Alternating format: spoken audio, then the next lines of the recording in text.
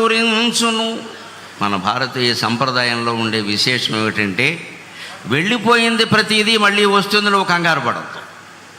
సంపద పోయింది మళ్ళీ వస్తుంది, అధికారం పోయింది మళ్ళీ వస్తుంది, సంతోషం పోయింది మళ్ళీ వస్తుంది, ఐశ్వర్యం పోయింది మళ్ళీ వస్తుంది. అంతేకాదు ప్రాణం పోయింది మళ్ళీ జన్మ వస్తుంది, కంగారు పడద్దు. ప్రతిదీ వస్తుంది, ప్రతిదీ వస్తుంది. కాలం నిచ్చెన లాంటిది కాదు, కాలం చక్రం లాంటిది.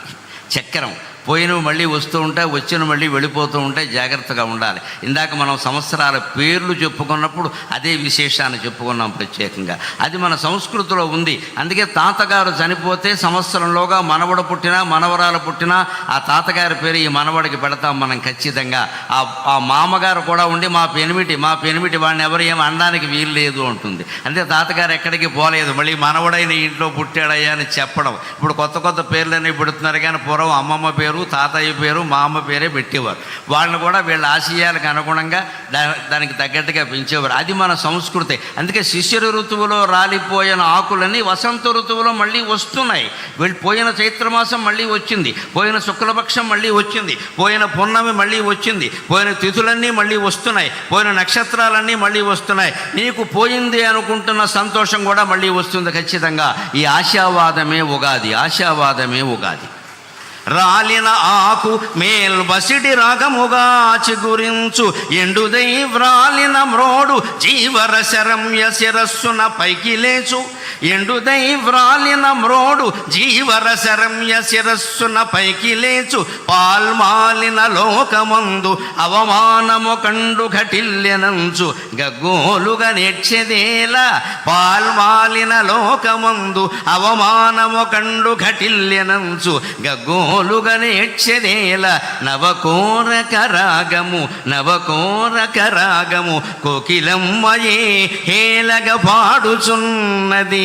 నవకోరక రాగము కోకిలమ్మయే హేలగ పాడుచున్నది. ప్రహేళికలన్ పగిలింపరమ్మికన్, ప్రహేళికలన్ పగిలింపరమ్మికన్. ఒక కుటుంబాన్ని నడిపేటువంటి మనకే పజిల్స్, ప్రహేళికల్లాంటి సమస్యలు ఉంటాయి.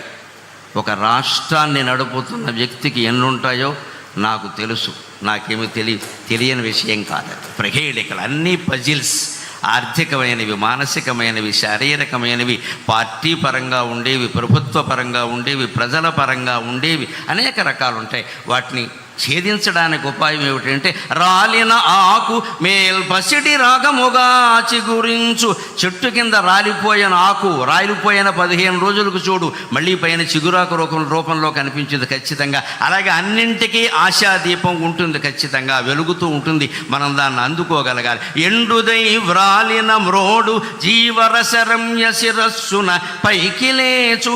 మొదలు కూడా మిగలకుండా కొన్ని చెట్లు ఖండించేస్తారు మానవత్వం లేకుండా. కానీ ఆ చెట్టుకి ఎంత పట్టుదల ఉందంటే, నన్ను నువ్వు మొదలంటా ఖండించినా నేను మళ్ళీ చిగురు వేస్తా అని నెల తిరగకుండా అది చిగురిస్తోందండి. చెట్టు నుంచి మనం ఎన్ని పాఠాలు నేర్చుకోవాలి, చెట్టు నుంచి మనం ఎన్ని పాఠాలు నేర్చుకోవాలి. నేను మళ్ళీ చిగురిస్తా అని అంత బండరాజులా ఉండిపోయిన చెట్టు కూడా మళ్ళీ చిగురుస్తోంది ఖచ్చితంగా. అలాగే పాల్మాలిన లోకమందు అవమానము కండు ఘటిల్యనంచు, గగ్గోలుగా నేర్చెదేలా. నన్నెవరో అవమానించారు, నా గురించి ఏదో అనుకుంటున్నారు. ఇవన్నీ మనం ఆలోచించాల్సిన విషయం కాదు. విశ్వావసునామ సంవత్సరం మనకి ఇస్తూ ఉన్నటువంటి ఖచ్చితమైనటువంటి ప్రబోధం అదే. ఏది నువ్వు ఆలోచించుకో, నువ్వెవరో నీకు తెలుసు. నువ్వెవరో నీకు తెలిసినప్పుడు నిన్ను గురించి ఎవడో అనుకోవడాన్ని గురించి నువ్వు ఆలోచించాల్సిన అవసరమే లేదు. మనం ఉచ్చైశ్రవంలా బతుకుతూ ఉన్నప్పుడు ఎవడో మనం మీరు గుర్రం కాదండి గాడిద అంటే వాడి కోసం మనం ఇప్పుడు గుర్రమో గాడిదో నిరూపించుకోవాల్సిన అవసరమే లేదు మనకి. మనం ఏమిటో మనకు తెలుసు. ఆత్మవిశ్వాసం చాలా ముఖ్యం. ఆ విశ్వాసంతో నువ్వు ముందుకు దూసిగడితే ప్రహేళికలన్ పగిలింపరమ్మికన్, అన్ని రకాల పజిల్స్, ప్రహేళికలన్నింటినీ ఛేదించుకొని మనం ముందుకు వెళ్ళగలం ఖచ్చితంగా. అటువంటి ధైర్యం రాష్ట్ర ప్రభుత్వాధినేతకి ఇప్పటికీ ఉంది. మనందరికీ కూడా అటువంటి ధైర్యం మనకు కలగాలి. ఆయన ధైర్యమే ఆయనకి శ్రీరామ రక్ష, ఆయన ధైర్యమే మనకి శ్రీరామ రక్ష. అందుకని వచ్చే సంవత్సరం విశ్వావసునామ సంవత్సరం ఆంధ్రప్రదేశ్ ప్రభుత్వానికి బాగా అవసరం కాబట్టి నిజంగానే విశ్వావసు అంటే అన్ని రకాల బంగారము లోహాలు అన్నీ ఆంధ్రప్రదేశ్లోనే లభ్యమై భగవంతుడి దయ వల్ల అన్ని రుణాలు తీరిపోయి వారు ఆశించినట్టే స్వర్ణాంధ్రప్రదేశ్గా రూపొందుతుంది అని స్వర్ణభారత్ ట్రస్ట్ సాక్షిగా మనం భగవంతుని ప్రార్థన చేద్దాం.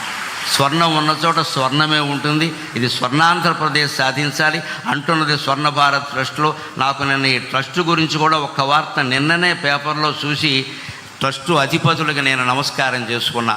14 ఏళ్ల క్రితం బొంబాయిలో తప్పిపోయినటువంటి ఒక కుర్రాన్ని ఈ ట్రస్ట్ వారు చేరదీసి 14 ఏళ్ల పాటు విద్యాబుద్ధులు చెప్పించి వాళ్ళకి జీవితానికి అవసరమైన వృత్తులన్నీ నేర్పి మళ్ళీ బొంబాయి తీసుకెళ్ళి ఎక్కడ పనిచేశాడో అక్కడి నుంచి వాళ్ళ తల్లిదండ్రుల వివరాలన్నీ తెలుసుకుని వాళ్ళని పిలిపించి వాళ్ళకి మొత్తం మీద ఆ అబ్బాయిని అప్పగించారండి. నిన్న పేపర్లో చూశాను.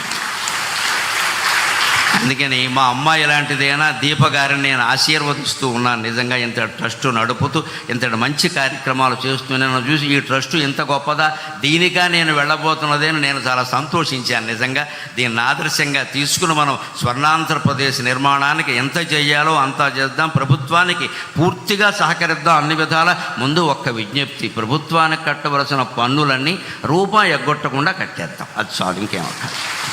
అది ఒక్క పని మనం చేసి మళ్ళీ ఏమండి నాకు అవకాశం ఊరికే గోక్కుండా మనం మొత్తం అన్నీ కట్టేస్తే అన్ని ప్రభుత్వాలు బాగానే నడిస్తే. పూర్వం నుంచి ప్రభుత్వాలు పన్నుల మీద ఆధారపడి నడిచే.